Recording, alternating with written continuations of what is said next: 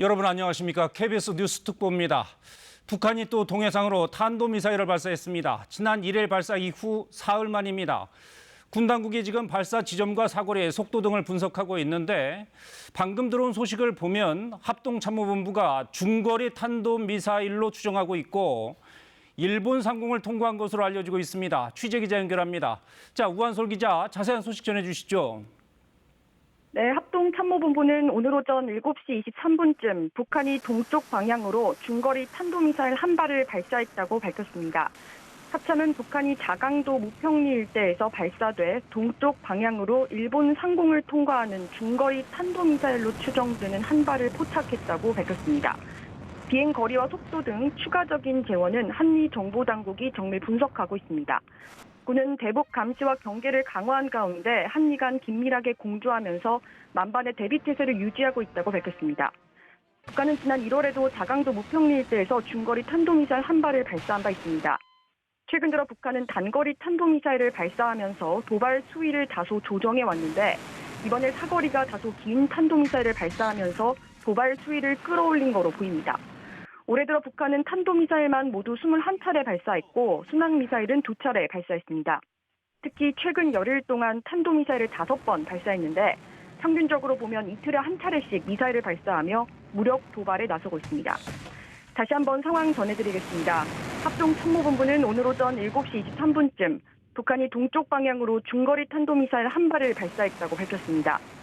합참은 북한이 자강도 무평리 일대에서 발사돼 동쪽 방향으로 일본 상공을 통과한 중거리 탄도미사일로 추정되는 한 발을 포착했다고 밝혔습니다. 비행 거리와 속도 등 추가적인 재원은 한미 정보당국이 정밀 분석하고 있습니다.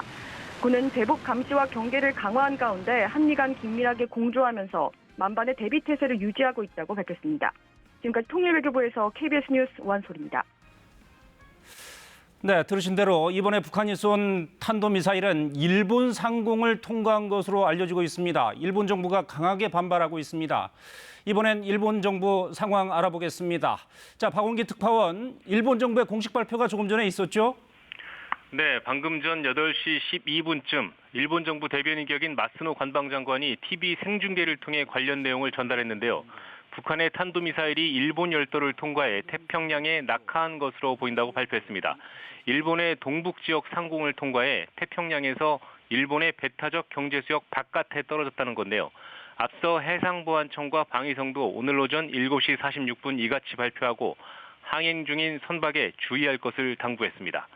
북한의 발사 직후 일본 정부는 관련 내용을 전국 순간 경보 시스템인 J-얼럿과 엠넷 등을 통해 신속하게 발표하고 아오모리현과 홋카이도 일부 지역에 피난 지시를 내렸습니다.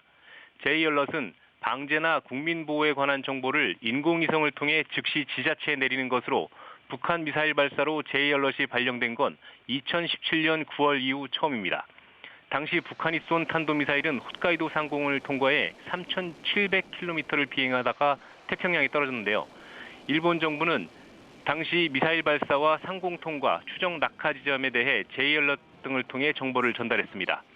이번 미사일 발사 관련해 일본 정부는 곧 국가안전보장회의를 소집하고 향후 대응을 논의할 예정입니다. 자세한 소식이 들어온 대로 다시 전해드리겠습니다. 지금까지 도쿄에서 전해드렸습니다. 네, 정리해 보겠습니다. 북한이 오늘 오전 7시 23분에 동해상으로 중거리 탄도미사일로 추정되는 미사일을 쐈습니다. 이번에 쏜 미사일은 일본 상공을 통과한 것으로 지금 확인되고 있습니다. 일본 정부가 강하게 반발하고 있습니다. 자세한 소식은 들어오는 대로 다시 전해드리겠습니다. KBS 뉴스 특보 마칩니다. 시청해주신 여러분 고맙습니다.